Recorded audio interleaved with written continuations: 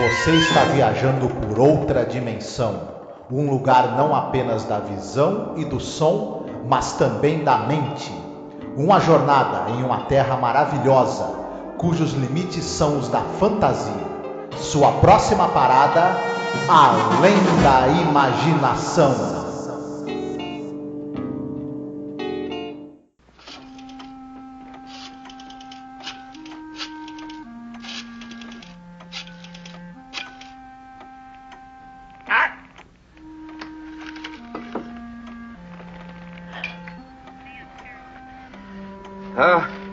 I'd like to speak to Mr. O'Connor, please. That's correct. I'd rather not say. It's rather personal. Hello, is this Mr. O'Connor? Mr. O'Connor, you have a man working for you in personnel, a young man named Alfred Brewster. That's right, been with you about a year and a half. Man's a communist. That's right, the man's a communist. A subversive, a menace to our society, should be discharged immediately. Olá, ouvinte, seja bem-vindo a mais um episódio sobre a série clássica Além da Imaginação. Eu sou a Angélica. E eu sou o Marcos. Hoje nós iremos falar sobre o episódio número 94, no geral da série, episódio número 29 da terceira temporada, 4 O'Clock, 4 horas. Esse é um episódio dirigido pelo Lamont Johnson, roteiro do Rod Serling, adaptado de um conto do Price Day, e é um episódio que eu me arrisco a dizer, ele conversa muito com a nossa realidade, né? Do momento mesmo, atual, né? Sim, eu percebi aí no nosso personagem principal desse episódio alguém que tem 17 tatuado nas nádegas. Pois é, um fio dental, né? Ainda por cima. Uhum. É isso, gente. Então, é um episódio com o Theodore Bikel, né, que é um ator excepcional, né? Ele se passa numa única sala, né? Ele só tem apenas um elemento praticamente. Então, isso é muito curioso, né? Como foi feita ali a filmagem, né?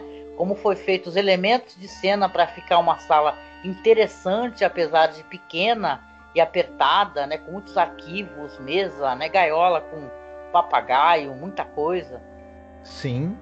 A gente, à medida que a gente for falar da história, a gente vai poder apontar o quanto foi importante o design do set ali, né? Do cenário, para ajudar a contar essa história e fazer um paralelo com a mente conturbada do nosso personagem. Exatamente. E aí, vamos falar um pouquinho sobre o ator principal, né? Que tem mais 3 pessoas ali que aparecem no elenco, né?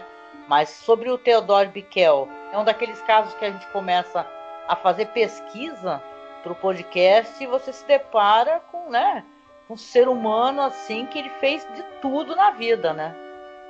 O Bikel, ele é um cara nascido na Áustria, mas atuou boa parte da sua carreira nos Estados Unidos. Ele, na Broadway, ele, por exemplo, fez participação da montagem da Noviça Rebelde, participação da montagem do Violonista no Telhado. Era um cara que ele cantava muitíssimo bem e ele sabia cantar canções populares em diversos idiomas diferentes. Ele falava 6, 7 idiomas, mas ele sabia cantar canções em pelo menos 20 idiomas diferentes. O cara não era brincadeira. Ele, enquanto ator, ele conseguia reproduzir o sotaque da nacionalidade que você pedisse para ele, ele sabia reproduzir. Enfim, além disso, só para citar, ele tá, por exemplo, no filme Uma Aventura na África, do John Huston.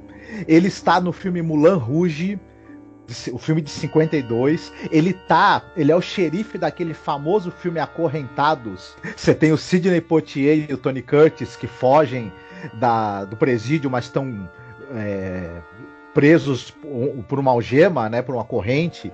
Famosíssimo filme. Enfim, ele era um cara ativista também, né, pelos direitos humanos. Um baita de uma figura, um genial ator. Ele fez muitas e muitas. Ele era uma pessoa excelente, como eu falei, ativista pelos direitos humanos, uma pessoa muito culta, mas ele fez muitos e muitos vilões, né? Ele era muito chamado para fazer ou vilões ou pessoas com traços de personalidade, de caráter duvidoso. E ele fazia muitíssimo bem isso. Ele era um membro do Mensa, né? Esse grupo de pessoas de alto QI. Eu sei que isso daí tá meio queimado porque tem aquele idiota lá do Traje a Rigor, né?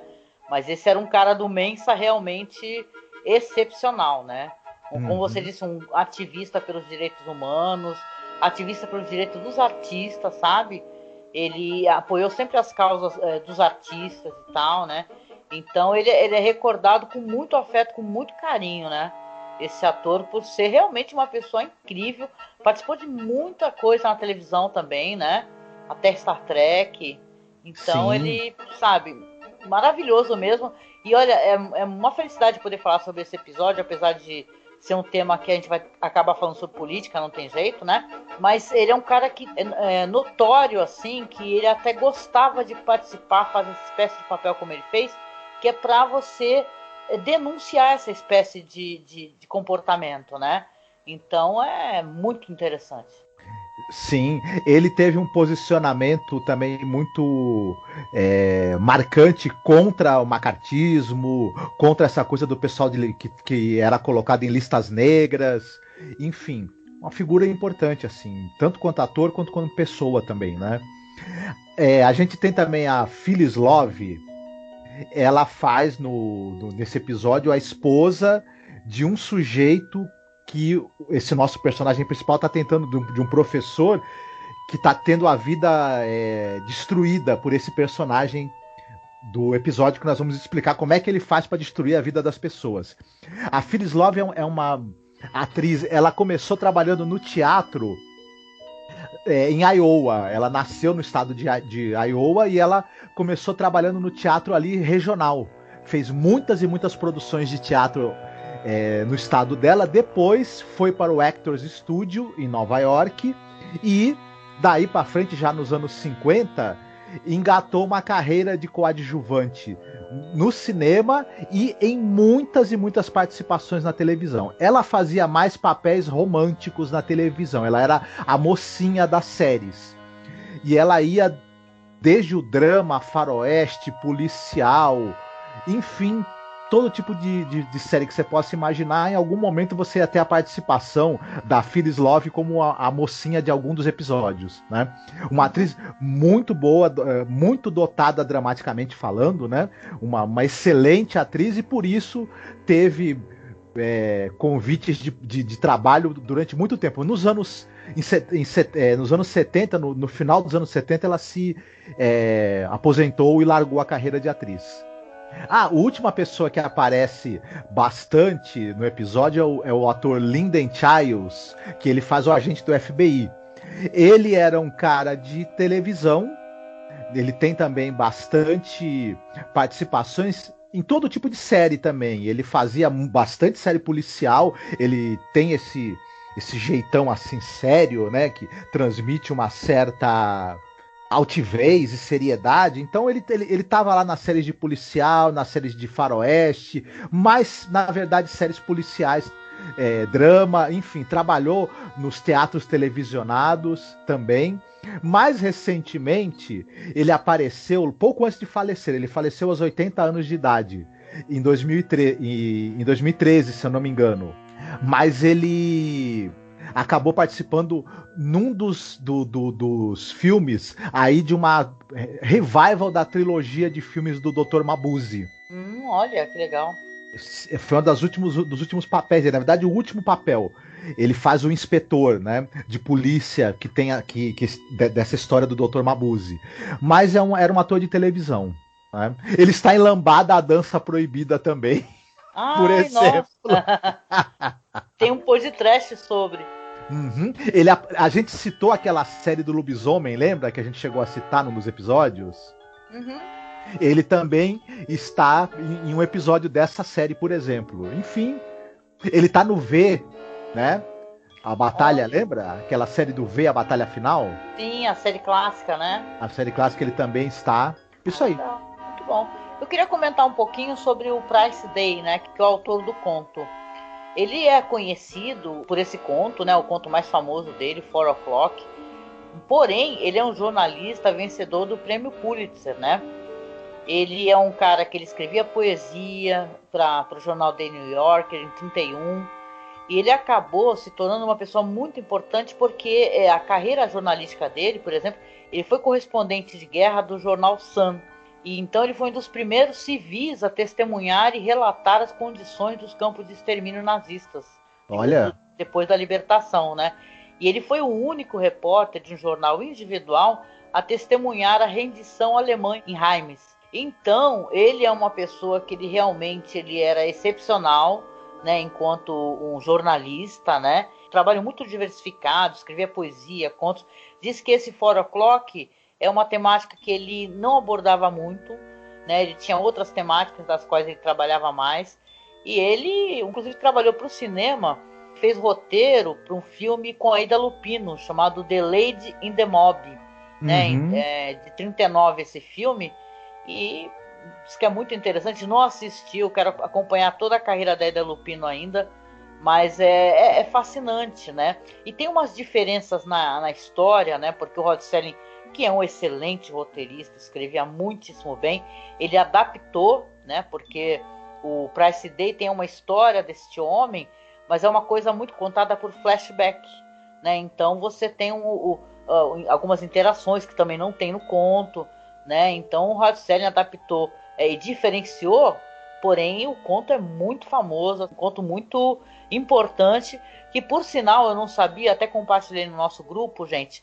Entrem lá no nosso grupo no Facebook, que é o Fãs de Além da Imaginação, que existe um movimento, claro, a série é muito querida e é sempre recordada. E tem o Zachary Quinto, né, que vocês devem recordar porque ele fez um papel nos filmes novos de Star Trek, né? Ele fez o Spock, jovem, e ele tem uma leitura, né? Os caras passaram isso em rádio nos Estados Unidos. Tem uma leitura deste conto, 4 O'Clock, e é muitíssimo elogiada a leitura dele, porque é muito enervante. Ele tem uma atuação muito interessante, fazendo um audiodrama. Vocês vão ver, né, do que se trata a história. A gente já falou que é impossível a gente não relacionar com os temas dos quais nós estamos tratando nesse momento, né? O mundo, né? Com esse crescente conservadorismo e autoritarismo, né? Então, vamos chegar lá. Mas é uma curiosidade interessante, né? Eu fiquei muito curiosa e também, se eu achar um caquinho, prometo que coloco aqui no podcast. The hands of the clock on the table in front of Mr. Krangle stood at 3:47 on a summer afternoon. "You're wrong about that, you know," he said, not taking his eyes from the face of the clock. "You're quite wrong, pet. As I have explained to you often enough before, the moral angle presents no difficulties at all." The parrot, in the cage hanging above him, cocked her head and looked down with a hard, cold, reptilian eye. An ancient eye. An eye older by age upon age than the human race. Oh yeah. Beleza, então vamos lá para a sinopse. Hoje é a sua vez, né? Manda ver. O episódio fala a respeito de um personagem chamado Oliver Krangle. Esse sujeito, ele tem uma obsessão em investigar a vida das pessoas que ele acredita que sejam assassinos, subversivos, pervertidos, comunistas principalmente, né? Ele recolhe informações a respeito da vida dessas pessoas e usa essas informações para tentar destruir a vida delas. Ele liga para o trabalho delas, para os parentes, para as pessoas que as conhecem e tenta expor a vida dessas pessoas e levar essas pessoas à desgraça, para ou levá-las à prisão ou levá-las a perder o emprego. E ele leva isso de maneira obsessiva porque ele acredita que com isso ele está tentando erradicar o mal do mundo. E o que será que vai acontecer com esse sujeito, né? O episódio fala justamente sobre essa obsessão. Só que, em um determinado momento, o nosso personagem, ele imagina que o trabalho que ele está fazendo de erradicando o mal, pegando os malvados na concepção dele um por um, está muito lento. Ele imagina que ele poderia fazer uma outra coisa que pudesse destruir o mal de uma vez por todas, com um só golpe. E ele chega à conclusão de como ele deve fazer isso. Mas o que será? Vamos descobrir ao longo do episódio. É verdade, ele menciona esse momento, né, quando ele tem essa visualização, né, que ele acha que o que ele faz é um trabalho divino, né, então todas as pessoas malvadas, já que o trabalho dele é muito lento, né, ele tem que ficar ligando para as pessoas, né, o primeiro diálogo que a gente tem no episódio, ele ligando para uma empresa e falando de um cara, falando assim, fulano que trabalha com você aí 1 ano e meio, é verdade, trabalha aí com você, a pessoa confirma, pois é, ele é comunista. Então a gente quer que você retire essa pessoa daí. Aí a pessoa, pelo jeito, fala que, né, da onde ele obteve essa informação, por que faria isso, é porque eu sou um cidadão preocupado, entendeu? Então, se faça alguma coisa, eu vou falar com o seu gerente e vou fazer com que você seja demitido. Então, o Oliver Kringle, ele é um típico cidadão de bem, né? Então, ele tem para ele, assim, ele se acha uma bússola moral, um paladino da justiça e da verdade, aonde ele define o que é bom e o que é mal. A dado momento você tem ali uma personagem, uma moça que vai bater a porta, que vai tentar conversar com ele e falar assim, por que você está perseguindo meu marido? O marido dela é um médico e o caso é que uma pessoa faleceu no plantão desse médico, que é o marido dela, e o Oliver está escrevendo cartas e cartas e cartas ao hospital, exigindo que ele seja demitido, né? Aí ela fala pro Oliver, fala assim, mas o meu marido tinha muitas pessoas para atender naquele momento. Ele tinha no plantão dele várias pessoas, não tinha como salvar todas ao mesmo tempo.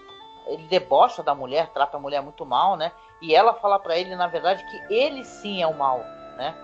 Que ele é o mal, que ele é uma pessoa cruel, né? Pelo que ele está fazendo, porque ele está infernizando, né? Aliás, né, Marcos, se recorda, ele tem uma técnica, né? De como fazer para infernizar a vida das pessoas. Ele liga de noite, não é isso? Tem um momento que ele explica isso. Sim, ele prefere ligar para as pessoas de madrugada, porque ele acha que é o momento em que as pessoas vão se sentir mais incomodadas com as ligações e vão fazer alguma coisa a respeito, nem que seja para se livrar dele, né? Ele trata muito mal a senhoria, né, que é a senhora Williams, e ele começa a repreender ela e começa a falar que tem uma ficha dela, porque sim, ele tem fichas das pessoas, né? Tem arquivos e fichas, e ele fala que ela é uma mulher simplória, entendeu? E, sabe, não evoca nem o interesse dele, né?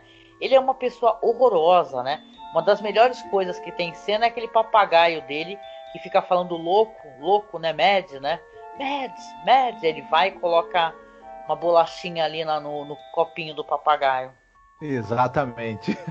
Eu adoro essa história desse negócio dele ficar colocando ali as nozes pro papagaio e o papagaio sempre chamar ele de maluco.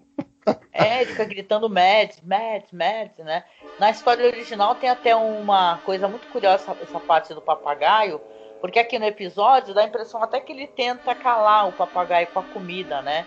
Ele meio que cada vez que o papagaio começa a gritar louco, que é o que ele vai e coloca ali a bolachinha, né? E o bichinho fica quieto, olhando, né? E tal. É até muito bonitinho, né? O papagaiozinho.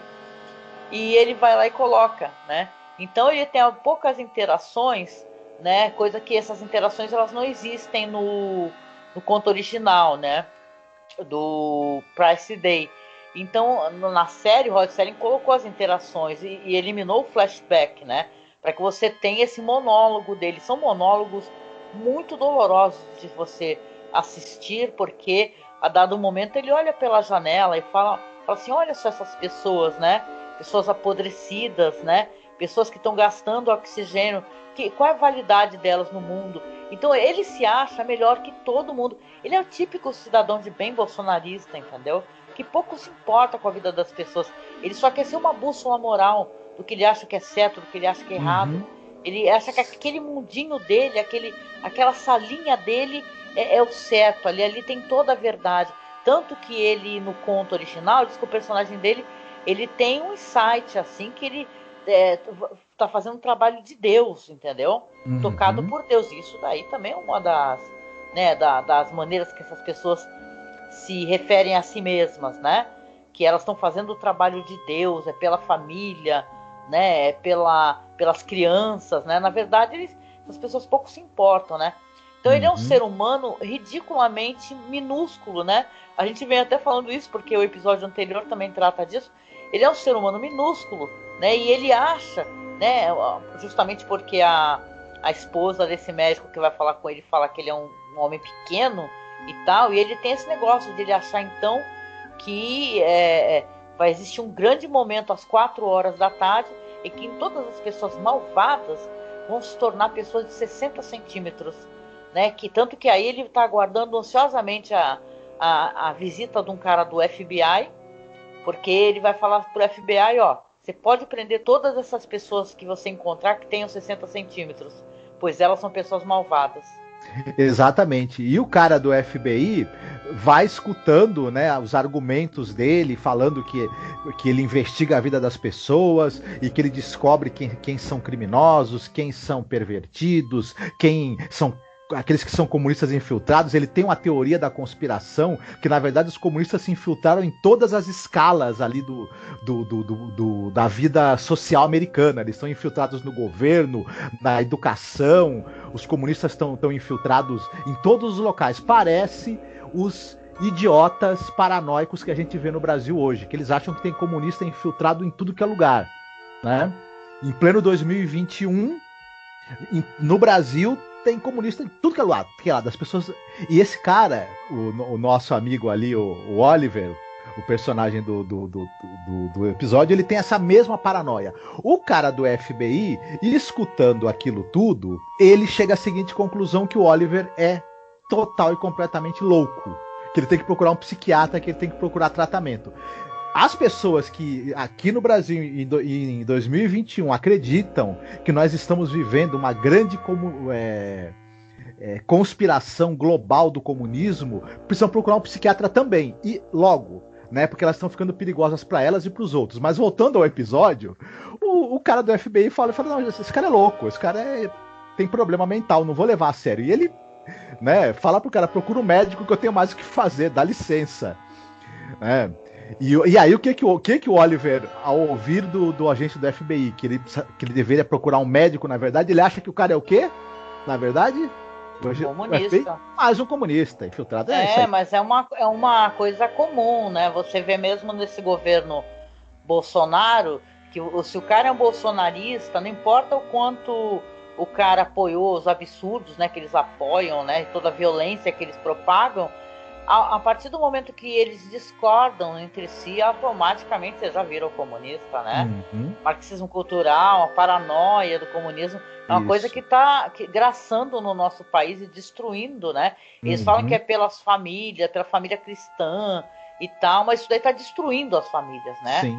De uma maneira inacreditável. Tem um monte de textos legais, tem um blog que eu gosto que é chamado Outras Palavras. Eu vou deixar aqui, inclusive, na publicação, para vocês darem uma lida, mas tem um texto de Iná Camargo Costa muito bom sobre essa questão do marxismo cultural e comunismo. Isso daí é uma mentira, isso daí é uma coisa que há muitos anos no Brasil e no mundo é utilizado para poder destruir a democracia, entendeu? Então você, na verdade, você está evocando coisas e signos e símbolos antigos para poder destruir a nossa democracia, a nossa liberdade, para você não aceitar que o mundo é plural, entendeu? Que não existe só um jeito de viver, ou uma só religião para você vivê-la ou não, você não ter religião. É muito triste, sabe? A gente está no nosso país com muitas e muitas e muitas mortes e estamos com muito problema relacionado à política, principalmente. Então, esse fantasma do comunismo ou do marxismo cultural, entendeu? A gente tem que ter muito cuidado com esse discurso, que ele só serve para uma coisa, apenas para golpear a nossa democracia, nossos direitos trabalhistas. Então é importante é tão bonito, achei muito bonito, Marcos, de ser um artista, um ator que era um ativista, entendeu? Então ele fez questão, a atuação dele é uma atuação vem vindo do todo o coração, entendeu? Sim. Então aquele ódio que ele coloca é um ódio virulento, entendeu? Um desprezo enorme. Então nessa atuação, nesse papel dele, que é o Oliver Kringle, ele é um fanático insano, moralista. ele pouco se preocupa com as vidas que ele está destruindo. Ele está ligando para empregadores, entendeu? Ele está escrevendo cartas. Então você lembra até aquela entrevista do Rod Serling, que ele fala sobre as pessoas ligando para o canal de TV quando passou um episódio de Lassie, porque a Lassie teve filhotes. Então um monte de mulheres religiosas, de famílias religiosas, enviaram cartas que a gente não quer saber de sexo na televisão. Entendeu? Então o momento de nascimento e da vida, para essas pessoas, elas enxergavam como sexo. Entendeu? Uma coisa impura. Então ele tinha mesmo uma vontade de falar sobre esse assunto. Ele colocou isso várias vezes na série, né? Então nós estamos aqui gravando quase 100 episódios. Então você vê que tem The Obsolete Man, que fala sobre isso. As pessoas que são contra o ato de ler, né? A gente tem no Brasil a gente querendo taxar livros, né? Para que as pessoas não possam comprar livros, porque tem um cara, um imbecil, idiota, falando que, porra, só gente rica lê.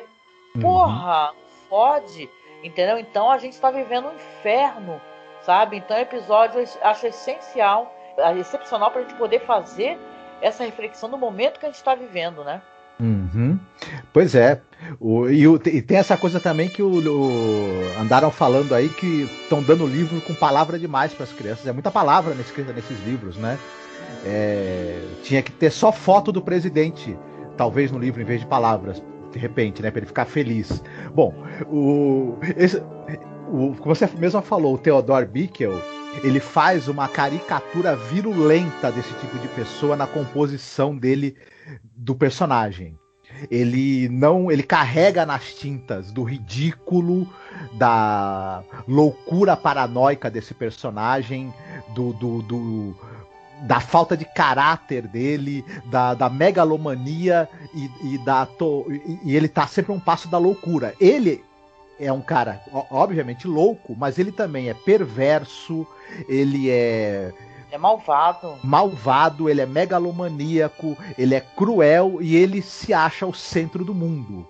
E isso talvez acabe precipitando ele a cair na loucura, não o contrário. É a maldade dele que faz ele se precipitar na loucura. E é muito interessante isso. A atuação do Theodore Bickel, ela vai num crescendo. À medida que ele vai... que o personagem vai cada vez se adentrando mais nas suas ideias megalomaníacas e paranoicas, ele vai perdendo o controle total, inclusive, de si mesmo. Porque você percebe que... E eu ia chegar nisso quando a gente começou a falar sobre a questão da cenografia. Você falou, é um ambiente só. Você percebe que ele não é uma pessoa que ele não tem vida, ele não tem amigos, ele não tem parentes, ele não tem nada. Tudo que tem no apartamento dele são intermináveis arquivos que estão muito bem organizados para ele acessar a informação, para ele investigar e bisbilhotar e expor a vida das pessoas, né? Só que eles estão atulhando o que deveria ser um local onde a pessoa vive, onde deveria ser a casa de alguém. O apartamento de alguém. Aquele apartamento, uma pessoa não vive ali. É um louco, paranoico e obsessivo trabalhando 24 horas por dia que não tem uma vida, né? E é esse tipo de pessoa que é desprovida de amor, é desprovida de qualquer tipo de relação com os outros e é um degenerado e um criminoso, acredita que pode ser bússola moral para o mundo, né? E é muito interessante o quanto essa metáfora, esse episódio serve de metáfora para essa loucura da política e do posicionamento de extrema-direita radical, né? Sim.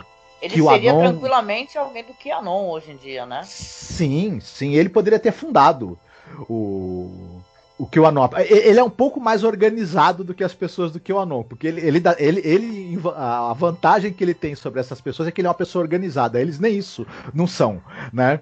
Mas enfim. Nossa, e aquela satisfação dele, né? Com o trabalho, entre aspas, dele daquele dia, né? Ele fala 11 nomes. Eu consegui implantar a dúvida sobre a vida de 11 pessoas. Mas, porém, é muito lento esse meu trabalho de formiguinha, né? Ele acha que isso demora, que pode não dar no que ele quer, entendeu? Então ele quer cobrir muito mais. Ainda por isso que ele acha que vai acontecer algo singular, né? Sim. Então, às 4 da tarde, todas as pessoas malvadas, as que ele considera malvadas, né? Todas terão apenas 60 centímetros. Então, quando ele recebe o cara do FBI, ele fala pro cara sobre todas essas coisas que ele acha que vai acontecer, o que ele tem feito. O cara fala para ele assim, olha, o que o senhor tá fazendo, na verdade, o senhor tá atrapalhando, né? Vamos colocar aqui considerações, porque na época do marcatismo, né? O FBI e tal, né? Mas assim, ele fala, para isso existe a lei. A lei existe para isso, não é o senhor que tem que aplicar a lei. O senhor definir quem é culpado e quem é inocente. No caso dele, ele só considera as pessoas culpadas. Mas igual a ele, tem um exército de pessoas intelectualmente limitadas que tem um vocabulário de menos de 300 palavras e que tem uma visão de mundo que é inferior a alguém que está cursando a 4ª série, adultos de 40 anos de idade, né? E acham que tem que reformar o mundo, que tá tudo errado no mundo, só eles que estão certos, né? E para isso tudo, foda-se, é uma hipocrisia sem fim, né? É gente indo aglomerar na rua, né? Atos antidemocráticos, vacinados, né? Com a vacina no braço, né? Pedindo para outros se sacrificarem, né? Irem trabalhar, as escolas funcionarem. A gente está vivendo uma época muito difícil nessa pandemia, né? Uma época muito sofrida, e tá muito difícil a gente acompanhar, sabe? A loucura e a desgraça da demolição do nosso país e a nossa democracia sendo implodida, né? Exatamente. A gente percebe similaridades entre a situação que esse episódio ele comenta e as coisas que a gente vê hoje em dia e que provavelmente o Rod Serling acompanhou nos anos 50 com o macartismo, com a paranoia anticomunista, com a extrema-direita botando as garras de fora, né? Em diversas ocasiões, também na época dele, e o episódio ele é muito feliz em relação a isso. Eu só acho que tem uma coisa no roteiro, que assim, esse episódio talvez ele tivesse se beneficiado de se ele fosse um pouco mais longo. Por quê? Essa coisa dele achar que ele tem poderes que podem fazer com que ele consiga fazer as pessoas más ficarem com 60 centímetros de altura e tudo mais, fica meio assim... não é exatamente uma crítica que eu tô fazendo, mas para mim, dele ser um paranoico organizado, que tem um trabalho para expor a vida das pessoas e acusar as pessoas, para ele acreditar que ele tenha poderes mágicos, de certa maneira, de um verdadeiro Deus, para fazer a altura das pessoas diminuir, parece que é um salto de uma situação mental para outra que não tem um meio termo, é uma coisa que ficou meio assim...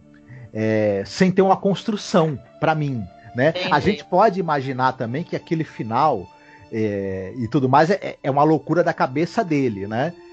E tudo. Mas eu achei que talvez um pouco mais de tempo, claro, o episódio tem um tempo fechado que eles não poderiam ampliar, né? Isso só vai acontecer na 4ª temporada.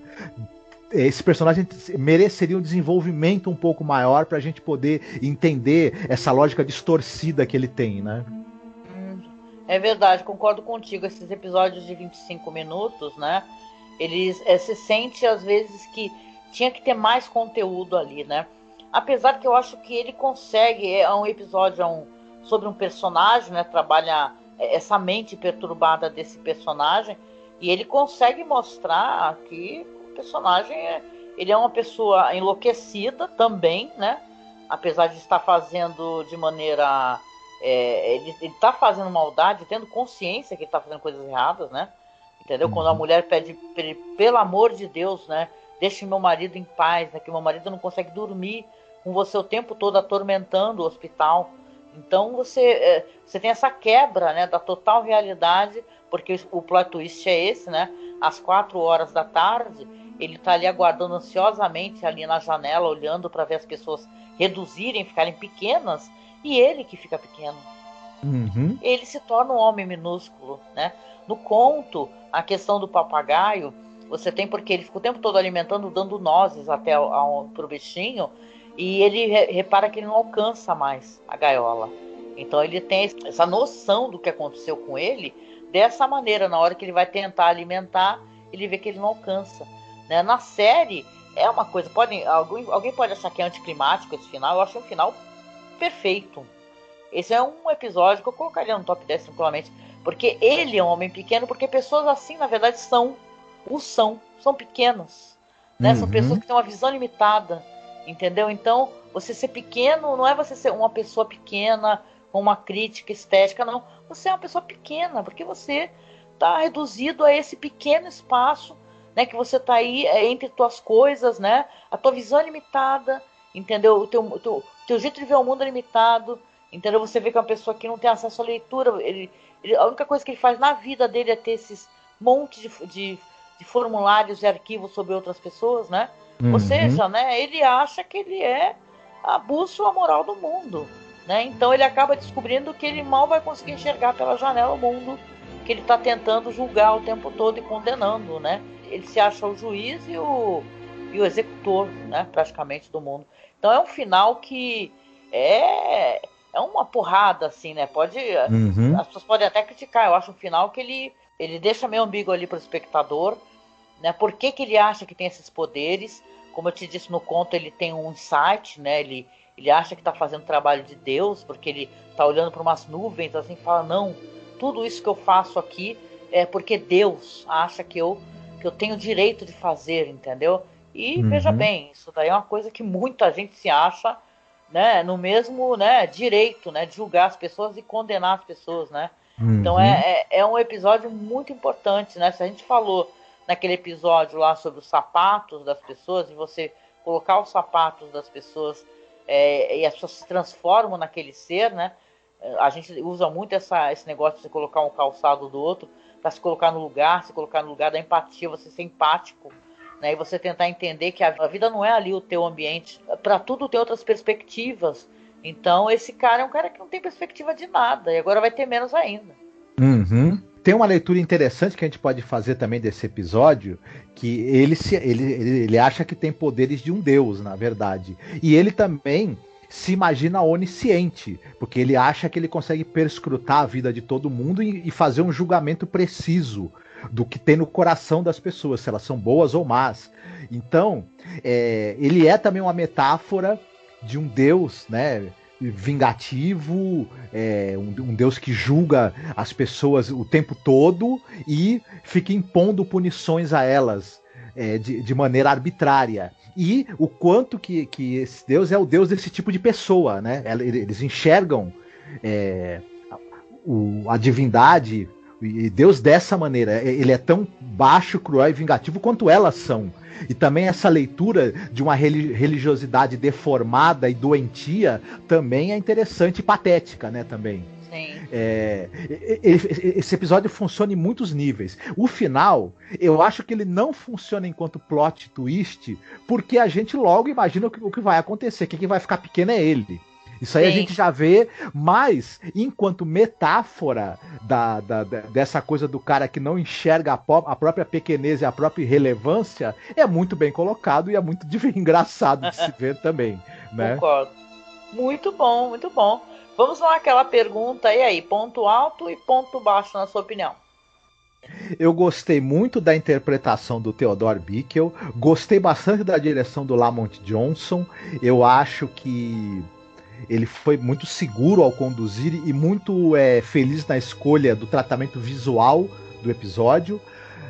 Eu só senti falta de um tempo maior de desenvolvimento das coisas para que a gente pudesse, algumas peças desse quebra-cabeça, a gente pudesse encaixar melhor. De como Sim. Foi esse processo do cara partir da paranoia organizada para a esquizofrenia total, né? É verdade, sim.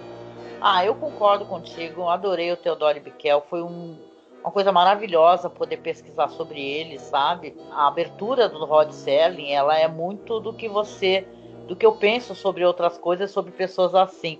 Ele coloca assim, eu não sei se eu posso falar sobre isso agora, né? Mas ele coloca assim, esse é Oliver Kringle, um traficante de petulância e veneno. Ele escolheu arbitrariamente às 4 horas da tarde como a sua... Aqui ele coloca uma palavra em alemão que eu não vou tentar pronunciar, mas a tradução é crepúsculo dos deuses, né? Como seu crepúsculo dos deuses pessoal. e estamos prestes a assistir a metamorfose de um fanático pervertido, envenenado pela gangrena do preconceito, ao status de um anjo vingador reto e onisciente, dedicado e temível. Então é uma, né? Ele já no começo ele já falou a quem que é esse Oliver Kringle, né? Uhum. E cara, é muito fascinante esse episódio e é muito triste, né? Que esse episódio que ele foi ao ar, deixa eu ver aqui rapidinho, ele foi ao ar, gente, em 6 de abril de 62. Saca? Nós estamos aqui hoje, que estamos gravando, é 5 de maio de 2021. Entendeu? A gente tá gravando muitos e muitos anos depois, e a gente tá, pelo menos no nosso país, em vários países no mundo, né? Para quem acompanha a notícia, acompanha a política, a gente faz isso muito, vivendo isso novamente, né?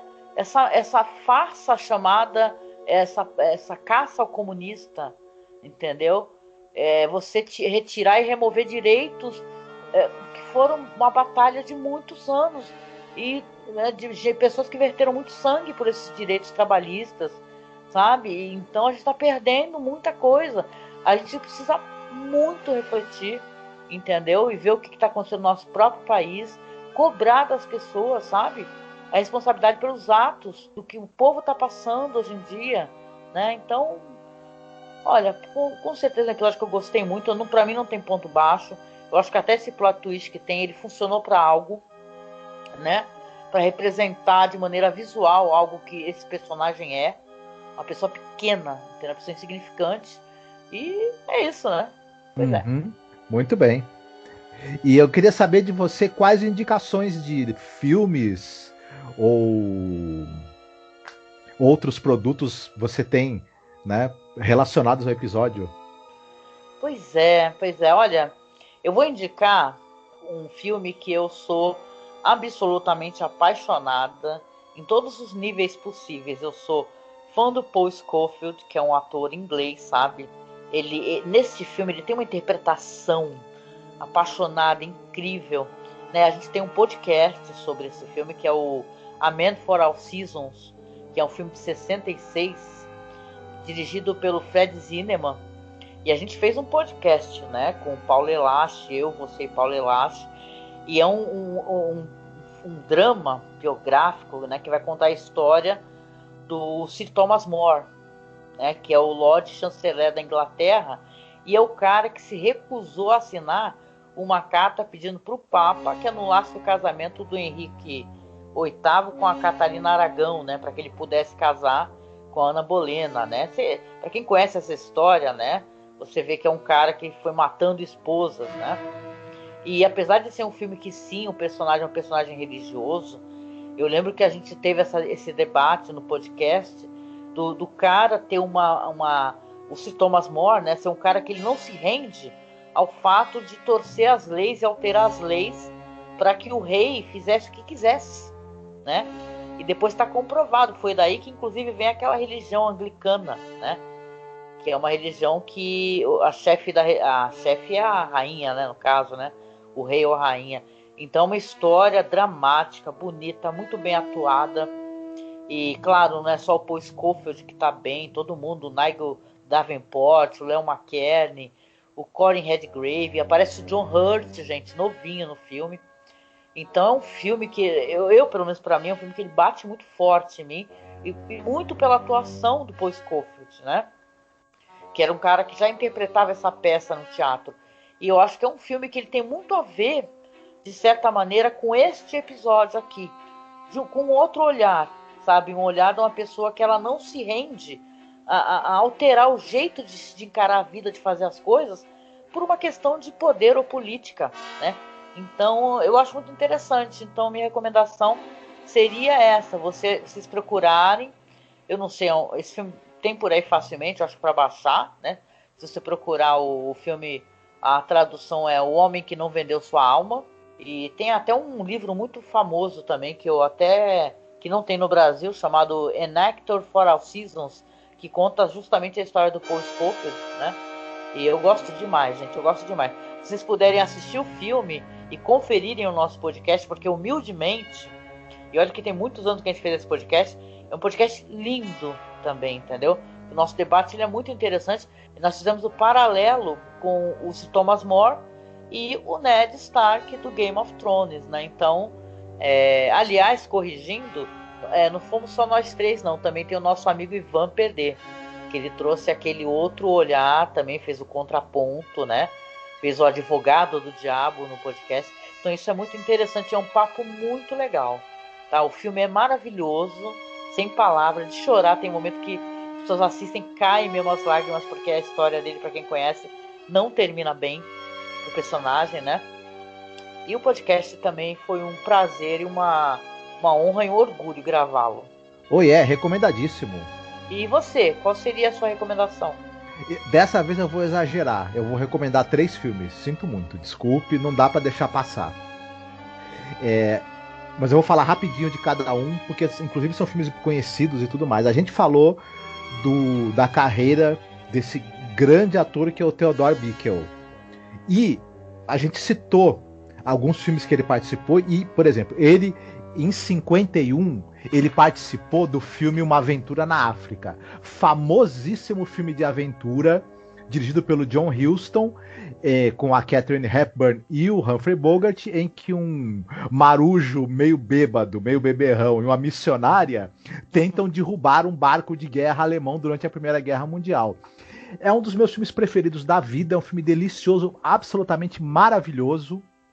O Bikel ele faz uma participação como um oficial alemão e, enfim, é incrível esse filme. Não deixem de ver, é maravilhoso. Em 58, ele participou de 2 filmes muito importantes. A gente já citou Acorrentados, é o filme do Stanley Kramer, né? E o Sidney Poitier e o Tony Curtis, eles são 2 prisioneiros, eles estão acorrentados um ao outro, eles fogem do presídio, um é branco, o outro é negro, então o filme ele trata da questão das diferenças sociais, a questão da tensão racial, um filmaço imperdível, atuações monstruosas do Sidney Poitier e do Tony Curtis, enfim, e para terminar, em 58 também, o nosso amigo Theodore Bikel, aliás, né? Ele participou de um filme de gênero, do gênero horror, que é um filme também que é um dos meus filmes de terror preferidos da vida, que é o I Bury the Living. I Bury the Living? Isso. Tô tentando lembrar qual que é o título em português? Eu não sei como é que esse filme se chamou em português, mas é aquele filme em que o cara ele vai se tornar diretor de um cemitério, substituir o diretor anterior, né? E ele e o cemitério tem um mapa onde você marca no mapa quem vai ser enterrado. Ele, né, descobre que quando ele põe o nome quando ele marca ali uma pessoa que ainda tá viva, a pessoa vai morrer para poder preencher aquela cova que agora tá marcada para ser preenchida. Lembrei, cara, esse filme é muito legal, muito legal. É um excepcional filme de suspense e terror, com o Richard Boone no papel principal e com o Theodore Bikel também, que o Theodore Bikel, se eu não me engano, no filme, ele faz o cara que também é coveiro e ajuda a cuidar ali do cemitério, né? E explica para ele, né, pro personagem que é o Robert Kraft, como funciona o mapa ali das covas e tudo mais. E é o cara que vai tendo a surpresa do horror que vai acontecendo junto com ele. Também é excelente a atuação dele nesse filme. Então são 3 filmes com participações dele que são absolutamente imperdíveis. Quem não assistiu a algum desses filmes, ou quem não viu nenhum deles, veja, porque vai ter experiências maravilhosas. São excepcionais. Com toda certeza. E a música? Você escolheu alguma música para finalizar o nosso podcast? Eu escolhi a música que eu acho que ela tem muito clima desse episódio, mas fala também muito de pessoas nefastas sob a ótica da nossa cultura brasileira também. A música do Gilberto Gil, Pessoa Nefasta. Sim, nossa, com certeza. Né? Essa música é uma música atemporal também, né? Excelente. E chegando aqui no final do nosso podcast, a gente agradece você permitir, né, que nós façamos companhia para você. Claro, nós sempre convidamos você a seguir as nossas redes sociais, nos acompanhar lá na nossa página do Facebook que é @masmorracine, nossa página de fotos, documentários sobre a série clássica, que é The Twilight Zone Behind Scenes. Então siga a gente, tá? Que você vai ter sempre conteúdo muito bom. Lá no Instagram nós temos o nosso perfil, que é @masmorracine, que está sendo alimentado pelo nosso amigo querido William Funchal. Obrigada, William. Então siga a gente lá, viu? Siga. O Marcos também está no Instagram e eu também. Se vocês quiserem procurar, é só procurar @JericaReles ou @Noriega Ilustra, né, Marcos? Então nós temos nossos perfis lá também. E lá no Twitter nós estamos como Masmorra_Cast. Lembrando, se você quiser apoiar a gente para que o nosso projeto não pare, que nós continuemos conseguindo pagar o nosso servidor, manter o nosso site no ar, que nós temos nossa plataforma de apoio, que é lá no Colabora Aí ou no Padrim. Ou seja, você pode ser o nosso padrinho ou nossa madrinha, a gente vai agradecer muito. E agora também nós temos o Pix, então aqui na descrição tem o nosso Pix. Se você quiser doar algum valor pelo Pix, nós vamos receber diretamente, sem o desconto, né, a porcentagem que essas plataformas retiram dos apoios. A gente também vai ficar muito contente, vai nos ajudar bastante. Então, dê uma olhadinha na descrição, que sempre vai ter o episódio que a gente deixa disponível para você assistir ou baixar online, links de tudo que a gente comentou, referências e também os nossos links para apoio, tá? Então, sempre acesse a descrição, que é muito importante. E a gente, né, vem chegando no final aqui, deixando um abraço muito apertado. Ninguém solta a mão de ninguém, gente. Sim, né, que a época é muito difícil, precisamos nos unir, viu? Somente assim a gente vai fazer com que os Oliver Crangles, né, do Brasil, eles caiam, né? E eles não se reelejam, né, não, Marcos? Com certeza. A gente segurando a mão do outro e passando rasteira nesse pessoal aí da teoria da conspiração com os pés. Exatamente. E a gente se encontra aí no próximo podcast sobre a série Além da Imaginação. Fiquem bem. Beijo, tchau, tchau.